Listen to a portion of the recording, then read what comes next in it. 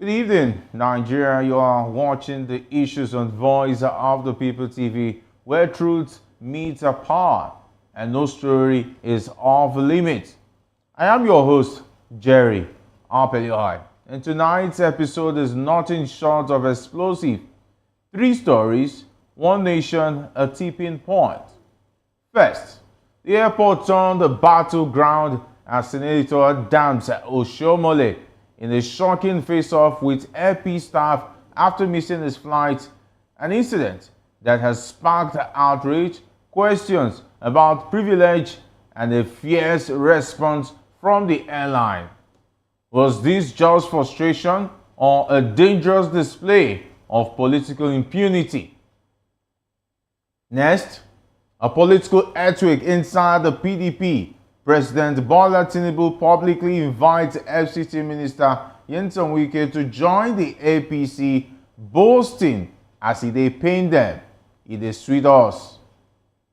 Is this a strategic masterstroke or a final blow to the PDP's fragile unity? And then, the alarm bell from within. PDP chieftain Dele Momodu warns that Nigeria is sliding into civilian dictatorship. He says if the heroes of democracy could see today's Nigeria, they would be heartbroken. Are we watching our democracy erode from the inside? Tonight, we're breaking it all down with our expert panel. No spin, no filters, just facts, fierce analysis, and fearless truth. Stay with us. The conversation starts now. As we go for a quick breather, we'll be right back.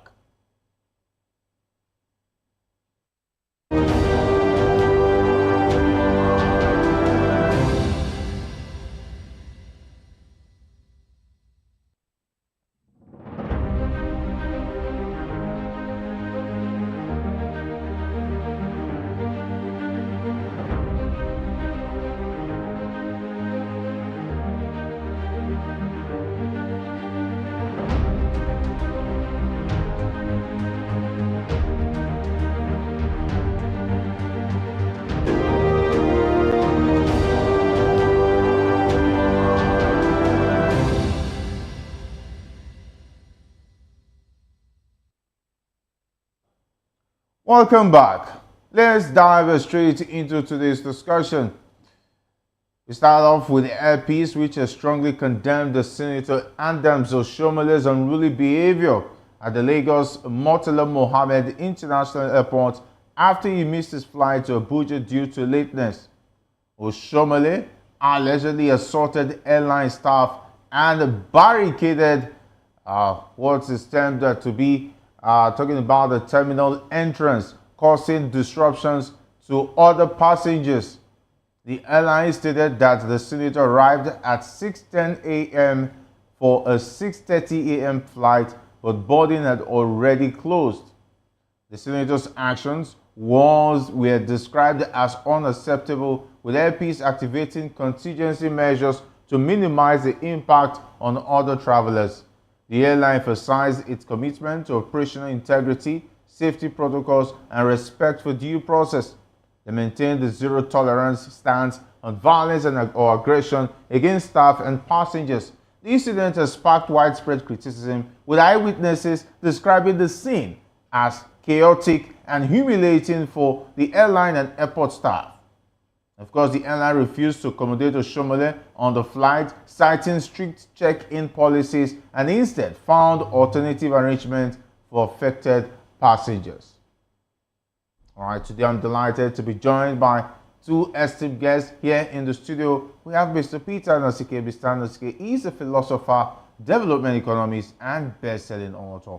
He is also an erudite commentator on economic, finance, politics, and power. Great to have you join us. Thank you for having me. Always a pleasure. And of course, joining us virtually is Dr. Eric Thomas. He is a public affairs analyst, consultant, obstetrician, and gynecologist. Good evening. You're welcome to the Issues. Good evening, Jerry. All right, I want to start with you, Dr. Eric. What does Senator Oshomole's behavior at the airport reveal about the sense of entitlement among Nigerian political elites? It's quite interesting. That's just telling us exactly what we're in. That is the situation we're in. They don't see us. They don't see the people. They see themselves, and that's why the economy is so bad. It's just a tip of an iceberg. You can see the arrogance. You can see how he never bothered about any other person but himself. He blocked everywhere.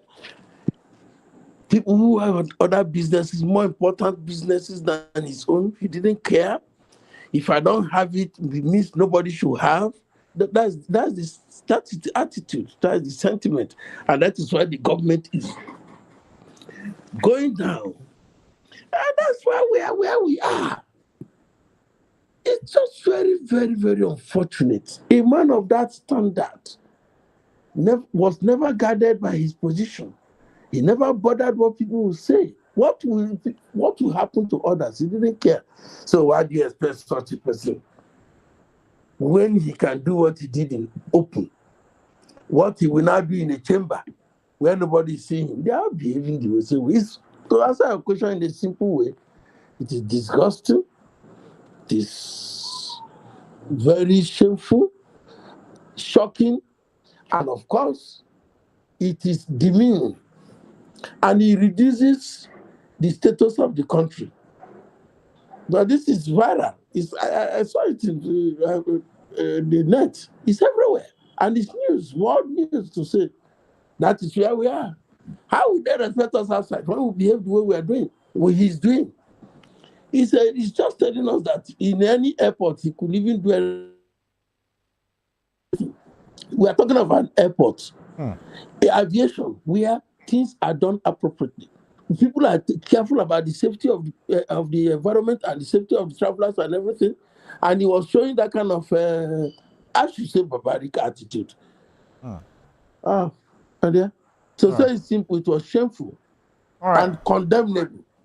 All right, let me talk about the attitude of our lawmakers. I remember there was one that went viral where he said he can make anybody disappear and so on and so forth. I still saw him in the National Assembly laughing, and of course, we all know how that matter died. The driver changed his own story, and of course, this is a story for another day. But we've seen those who stand their ground in the Senate and they get suspended for 6 months.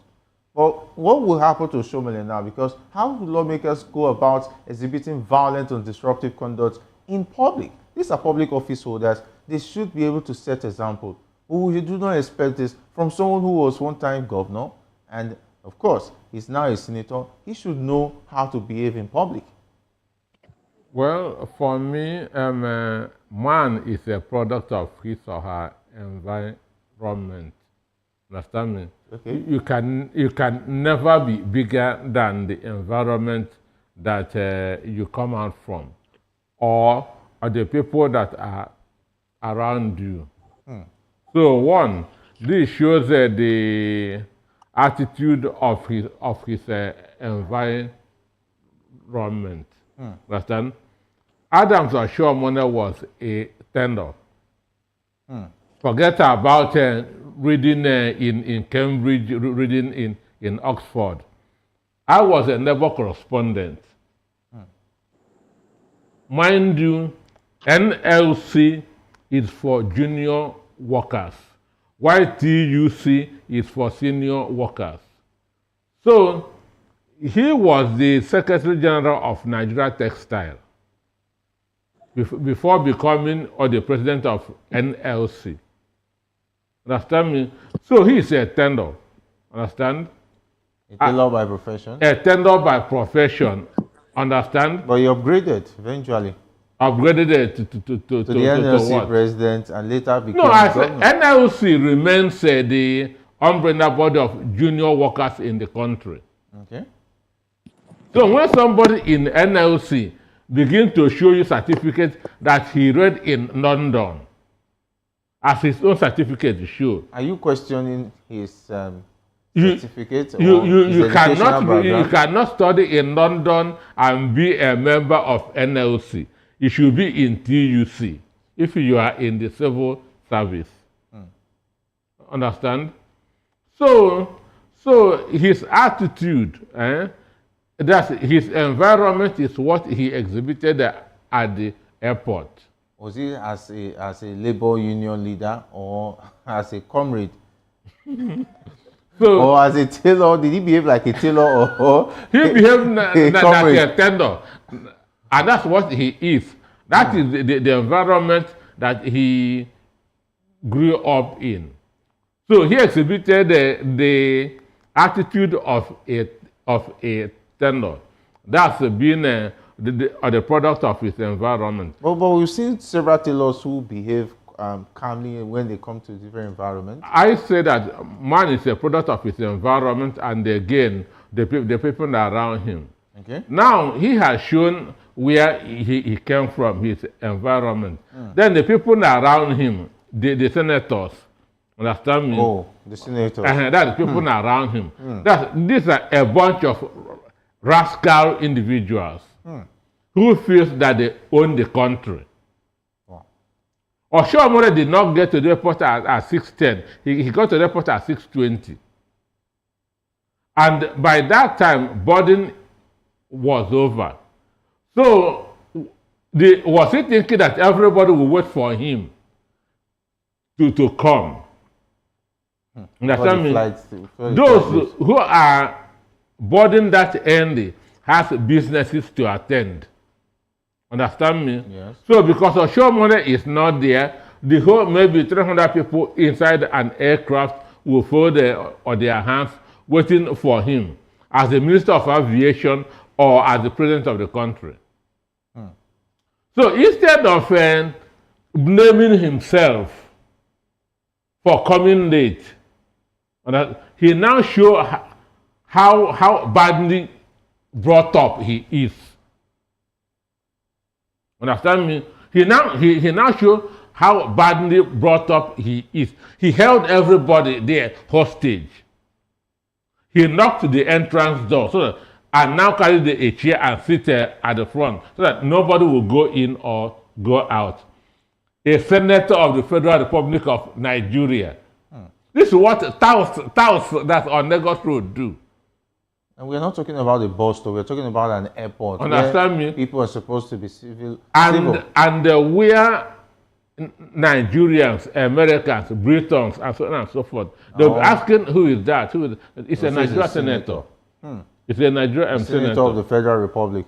Then tomorrow, APC will tell you that you are demarcating the country. Understand me? APC will tell you, stop saying bad things about Nigeria. I will say, okay, if you don't want us to say bad things about Nigeria, stop doing bad things. Yes, do the right thing. Understand me? So he showed the kind of environment he came from and the type of people around him. Because there are that's one time I was discussing with ONDBC Kanu. Okay. He told me, look, there are things that your office will not allow you to do. Yes. Understand me? There are things that the office that you are occupying will not allow you to do. Understand? So in such a situation, you behave yourself. But his environment is still controlling him. Very interesting. He has not outgrown that environment that he came out from. Again, coupled with the people around him in the Senate. So that's what he exhibited there in the open and at an airport. All right, let me go over to Dr. Eric. How does this incident reflect on the broader issue of rule of law and accountability in Nigeria's political culture? And who should call Oshomole to order? Should the ethics committees, for instance, have a meeting and, of course, call Oshomole and maybe discipline him so as to send a warning signal to other senators who want to behave in such a manner in public? At least we should expect that a senator should lead by example in a public space. Well, you also remember that That guy in is it Abia State or something that humiliated A Uber driver, or I think a cabman, cabman, yes. the Uber driver, and all the rest. What did the colleagues do? I'm talking about House of Reps, for instance. Yes. Got one thing leads to another. Yes. What did they do? They were supporting him and they quickly covered it up. Hmm. And they believed in what? Bribery. They tipped the Uber person, and those who even fought for the Uber man, the man now started going against them, like what you say, the Stockholm syndrome. Hmm. That is, you fight, you praise your captors and then fight your saviors. Hmm. The Uber man turned against the people that saved him and then started praising the person that maltreated him and to someone that humiliated him. What I'm trying to say here is what the senators do is a product of the society. Hmm. If the society doesn't allow it, the senators will not do, or the politicians will not do what they are doing. If you ask me what punishment they will give to him,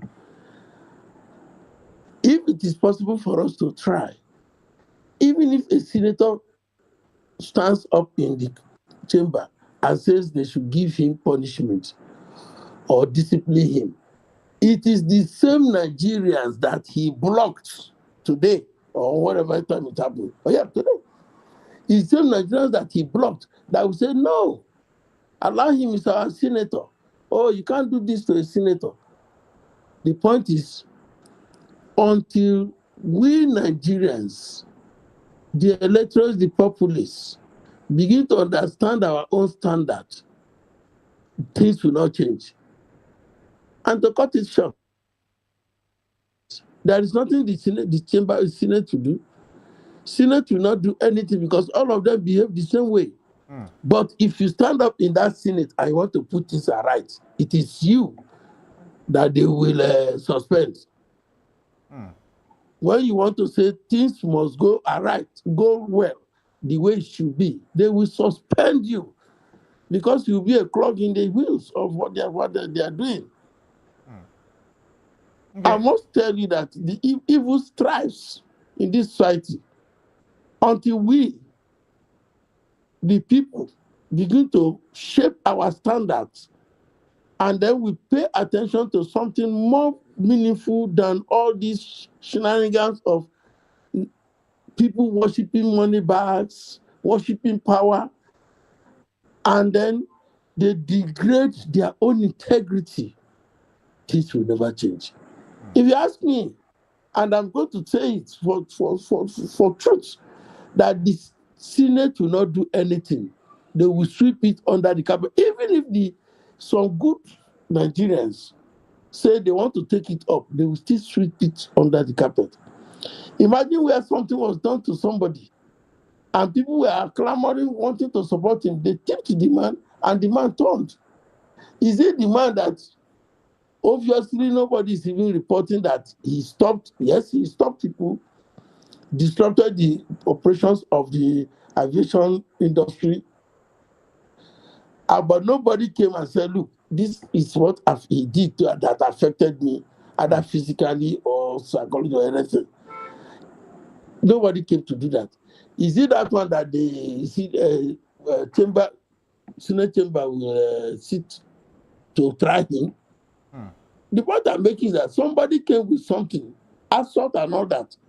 They still swept it under the carpet when they knew something was going against them.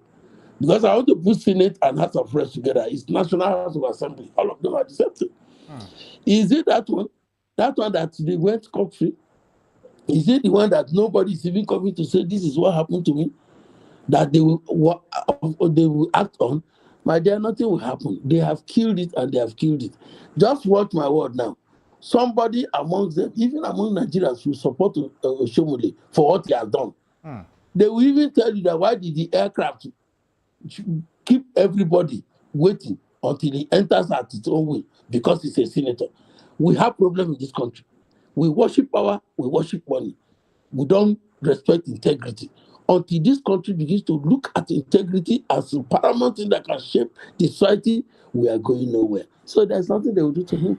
All right. Okay, you're talking about integrity. You're talking about Nigerians in general, but let's not forget that LP stood their ground.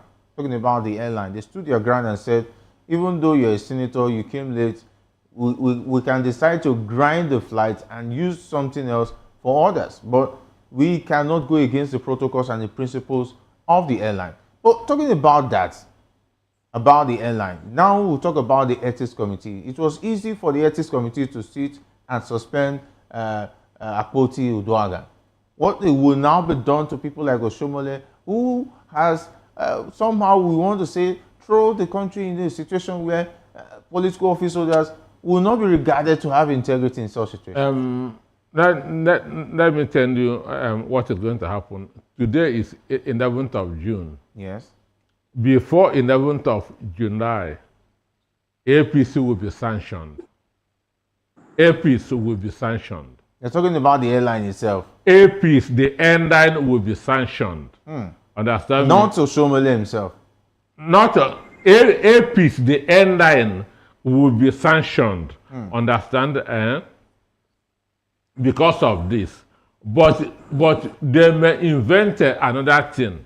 Okay, they'll find something else to hook them up. I'm sure now Akpabio and others by now will be looking for in the books for what to use to sanction APs. That's if they've not even called the Minister of Aviation. They must have warned him for embarrassing a most distinguished senator of the Federal Republic that is fighting in public.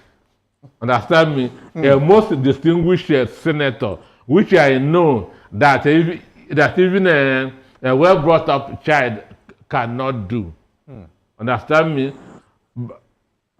I know by now they must have called Aden Onyema. Understand? And they will start looking into the books for the things that they will use to sanction him.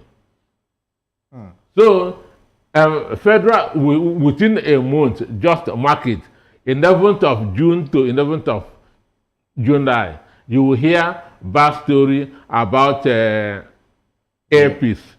But Nigeria, because we have very short memories, by then they will not remember this particular incident. Because Oshomole has an unforgiving spirit.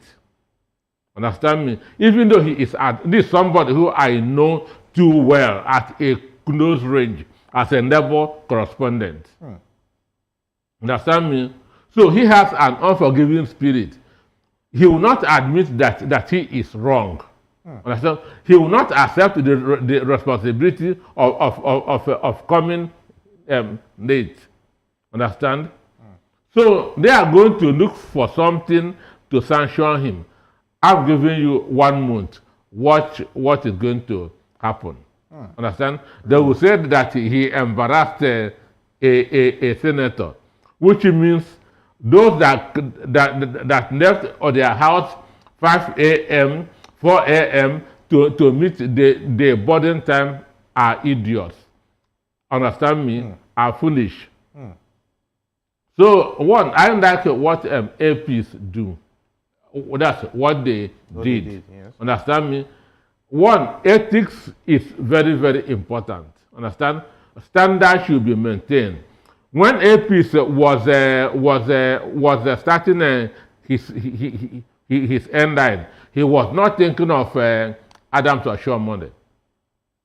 Understand me? So there's no way, because Adams Oshomole is not here, the aircraft should not move. And these are people who left their house very, very early to beat the boarding time. Yes. And somebody now slept comfortably over understand me, and now got at this now begin to even the report I read that he physically manhandled one of the AP's staff. Yes. Which was uncalled for. Understand me? In America, if you are boarding airlines, understand me, 2 people are given preference. elderly citizens and servicemen. Understand me? That's elderly citizens, Yes. those in their 70s, and then those working either in the marine. That's those fighting for their country. These two people are the only that are given Preferential treatment. any preferential treatment. Every other person, you are in the Congress, you are a governor, you are a lieutenant governor, everybody good. In Botswana, in Africa here, one day I want that to go to a bank in Botswana. Understand? That I thought behind me was the country's president. He queued up. Botswana in Africa. Understand me? Botswana in Africa. But in Nigeria, if a governor wants to go to the bank, police will condone everywhere. Only him will enter there. Understand me? Everybody that will be driven the minds away for the governor that to enter there, do whatever he wants, and go home before activity starts. But this is a president of a country. I keep on saying it, there's no hope for this country, even in the next 100 years. Wow. There's no hope for Nigeria, even in the next 100 years. Or does anybody want to deceive himself? That's damning. Anything can have a revolution. There's no hope in this country. Our minds could be revolution. There could be a revolution of minds. Like you've always said that if there's a mind shift could actually take place anytime. But let's see how it happens. No, those that are supposed to lead by example are not doing that. That's it. If a senator can fight in public, what stops a student in a university? Very, very sad. Okay, let's go back to the political scene properly, where PDP chieftain Dele Momodu warns that Nigeria is sliding into civilian dictatorship, citing the erosion of democratic values. He expressed concern over the current state of the nation, saying those who fought for democracy would be heartbroken if they witnessed the current situation. Momodu criticized the influence of Nyesom Wike, talking about the minister of the FCT, and of course in the PDP, accusing him of hijacking party decisions and destabilizing internal structures. Momodu faulted President Bola Tinubu's recent comment, referring to concerned Nigerians as busybodies and bystanders, suggesting it revealed a disturbing trend. He accused Wike of dictating the direction of the PDP and questioned his democratic credentials, noting that Wike wasn't prominent during the June 12 struggle. Momodu warned that unless Nigeria reforms its political culture, the country risks sinking into autocracy. Despite the PDP's troubles, Momodu dismissed the idea of joining the ruling APC, stating that he wouldn't give excuses like others have. He criticized Wike's actions as a coup against the PDP and accused him of using coercion and manipulation to impose his will. Momodu emphasized the need to restore democratic values and criticized the current political landscape. Let me go to you, Dr. Eric. How credible is Dele Momodu's warning of a slide into civilian dictatorship, and what concrete indicators support or contradict this claim? What I can say about that is that PDP is already going into extinction. And whatever happens to PDP is PDP's problem. PDP is the cause of whatever is happening to them because they are greedy. PDP as a party started on a very wrong footing from inception. All they wanted to do is just come and grasp power and enjoy the goodies of power, the dividends of the dividends of power, and that they have got to. PDP, why PDP is not a strong opposition is PDP never won an election. They rigged the election from A to Z. I'm very conversant with that. They read it. This is where they say they had this slogan, and then they say PDP power, and then they will say money talks. So that is why they cannot form a formidable opposition, because they never knew what opposition was to date. And then for them to tell us that when PDP is falling apart, that Nigeria will fall apart, I don't want to believe that. Dele Momodu, well, he said PDP. He shouldn't say it's Nigeria. Now, look at what is happening. This current government, they are trying to, they have been trying many things to make sure they form a one-party system, and probably have changed the constitution to a one-man party, and then where the president will be a life president. Because the man who is there now, the let me just respect and call him President Tinubu. President Tinubu wants to become a life president. From all his steps, trying to muzzle up everybody and so on. That is because PDP gave them the opportunity. If PDP were to be a strong opposition party or a strong party, in the first place, one man like Wike should not be having all these things he's having. The PDP is a hedonistic party where the people there believe in enjoyment. They don't believe in working hard. They are after the wealth of what they can get. They don't have people who can struggle. Unlike what happened when some of them came out to form the APC, and then others are saying they are hedonistic, enjoying goodies. And that's why they cannot fight for the people. They are not good. It's not a good opposition party. Now they are going disintegrating. So the point is that Dele Momodu cannot tell us that he did not know that PDP is not an opposition party, and does not have a capability of becoming one. If they had, we wouldn't be where we are today. All of them just jumping out, going to where it's happening, where there will be goodies. That is their character. Even the Dele Momodu that is complaining today, if you give him juice now, he will leak and forget about that party. So, not to Nigeria. Nigeria is not going to slide into a one-party system. That's why they are fighting the man who is trying to do it now. Two, Nigeria is not going to be a country. Nigerians are not as stupid as that.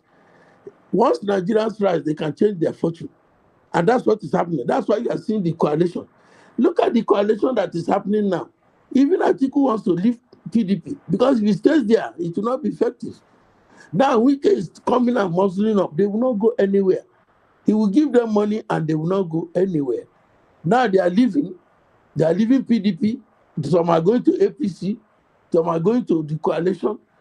PDP is disintegrated. It is now in gone extinct. All this they are doing now is the carcass that is there. So Dele Momodu cannot use the standard of PDP and put it as Nigeria. Nigerians will never allow democratic processes to derail. There are times that Nigerians will come up and say, no, enough is enough, just as it has happened now. I can tell you for sure that 2027 election will never be the same. People have learned a lot in 2023. So Nigeria cannot slide into a one-party system, and Nigerian democracy can never be destroyed. No way. So Dele Momodu is just raising an alarm based on the standard of his PDP party that is not doing anything good. Has never been very good in the country in the first place. Okay, let me now go to Mr. Nosike. What's your take on the worries of Dele Momodu? I want to divide this into three parts. Okay. Part one, Dr. Eric said that PDP had never won an election. Understand? I'm a student of history. Understand? In 1999, the contest was between Ondu Fanaye and Olusegun Obasanjo. 1999. Understand me? Yes. So, the North, and Obasanjo was propped up by Ibrahim Babangida because Babangida did not want Ekwueme to run or to become president. Babangida felt that Ekwueme may come for a revenge over what happened in 1983 when they overthrew the government of Shehu Shagari, now put Ekwueme in prison, who was the vice president then, and Shehu Shagari, who is the president in house arrest. Understand me? So Babangida did not want Ekwueme to become president because it's G34 metamorphosed into PDP. And that G34 means 17 people from the south, 17 people from the north. And among the G34 members, Ekwueme is the highest political office holder, being a former vice president. So Ekwueme would have picked that ticket in 1999. But Babangida went and brought Obasanjo to go and run. It was Obasanjo and Onu Fanaye. The North, with the backing of that's with the prompting of Babangida and the other guys in the army, supported Obasanjo. Southeast, South supported Obasanjo and voted for Obasanjo. So there's no way Onu could have won. There's no way Onu could have won. So PDP won very, very easily in 1999. Understand me? 2007. I'm talking of a transition now. Yeah, you're trying to prove that PDP have won. They have been winning. Then 2003 was Obasanjo and Buhari. Understand me? Buhari picked Chuba Okadibo as his own vice presidential candidate. Igbo still vote for Obasanjo, North still vote for Obasanjo, so there's no way Buhari would have won. PDP won. 2007 was Yaradua and Buhari. Then Atiku running under AC. That's Tinubu's party. South, Southeast, and the North still voted for PDP. Understand me? Okay. So 2011 was Jonathan and Atiku was in PDP.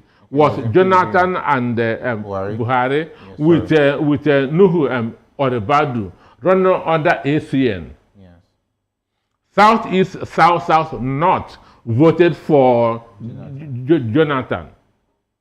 That was when Jonathan ran with a breath of fresh air. Understand me? Yeah. It was a very popular choice, popular vote. So whoever saying that PDP has never won is not telling the truth. Understand me? That ends there. Then the second part was that those that fought for democracy made a serious mistake. Because all these people who are now enjoying democracy never fought for the democracy. The likes of Gani Fawemi, that's Beko Ramsey Kuti, Onisawakoba and others. They after fighting for democracy and the military, instead of continuing with it, they left it. Understand me? Yes. So those that fought for the democracy did not inherit what they fought for. They left it for those for undemocratic elements. Understand me? Because it was in 2003 that Gani Fawemi now came up with his NCP, National Conscious Party, when he saw that things are going bad, that this is not the democracy that they fought for. By then, it was late. So the people that fought against the military, when the democracy came, they abandoned it, saying that their position is to return the country into civil rule. Understand me? So then it was even those in the army that now became the governors then in the military, in a civilian government, which is just dropping your khaki and now wearing a border or suit. Understand me? Which indirectly is still the continuation of that military administration. So that is the second part. Understand me? Then the third one, what Dele Momodu said about one party state, understand, and understand me, and the role of democracy is truth. Understand me? What we are practicing today, democratic integrity has gone. Democracy has derailed. What we are practicing today is autocracy. If it's not autocracy, and autocracy comes when the judiciary and National Assembly is compromised, and they are already compromised. Understand me? Autocracy comes when the executive, when there's no more separation of powers, when the executive is the only viable organ in the country. And that's what we are witnessing now. So democracy has been derailed. Understand me? What we are practicing now is democracy, it's autocracy. Understand? Okay. So, and when there's autocracy, government no longer cares about the reaction of the citizens. Okay. Proof what happened during the end bad governance protest. They raised their 10 demands. Was anyone made? At least they disbanded SARS, I think. End bad government. End bad governance. No, things got worse immediately after. Which means government don't care again about how the people react or what the people are saying. This is not democracy, it is autocracy. So what we are practicing now is autocracy. Anybody that thinks that we are practicing democracy don't know what is democratic integrity. Very interesting. Very, very interesting coming from Mr. Anosike there. Well, let's take a listen from President Bola Tinubu, who has welcomed Nyesom Wike, the FCT minister and PDP member, to join the APC, saying they will sing as if they pain them, it is sweet us when it does. Let's take a listen.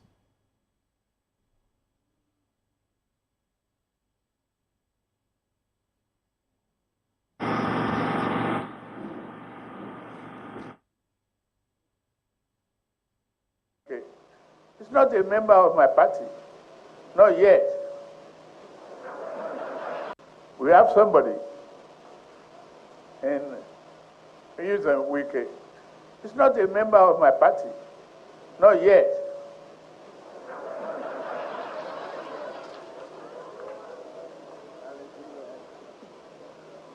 But the day he changes his mind and registered with Progressive, we will welcome him.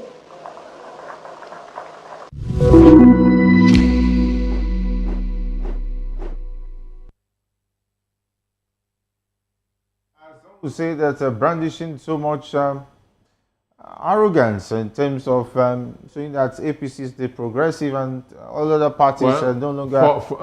For me, I pray that Wike does it tomorrow. I pray that Wike joins APC tomorrow. I'll be very, very happy. Because it is one virus gone. Wow. It is one virus gone. So I pray he makes that declaration tomorrow. So when you say it is a bombshell, for me it is a welcome news. Understand me? I want him to join as early as yesterday. All right, Dr. Eric, would like you to react to that in 1 minute because we are pressed for time. All those Tinubu's public cutting of Wike's signal about the bloodlines between party loyalty and personal political alliances. Well, Before I go that, you see, like I said, political parties. Um, Before I go that now, the political parties that we see there, they are not winning. They don't win election. It's rigging. When I say PDP has never reached the election, won election, it's rigging. We know all those things. So all these calculations, they are not correct. No party is winning election in Nigeria. So when you see them, they are rigging. If you go through the 2023 is a factor to show you that it is not the people in power that won. So let us put that one aside. Okay, Now, back 2023. to what you Okay, are saying. go ahead. Like back to your question now. The issue is they think that the more they have more converts or more defections or defectors, they are winning.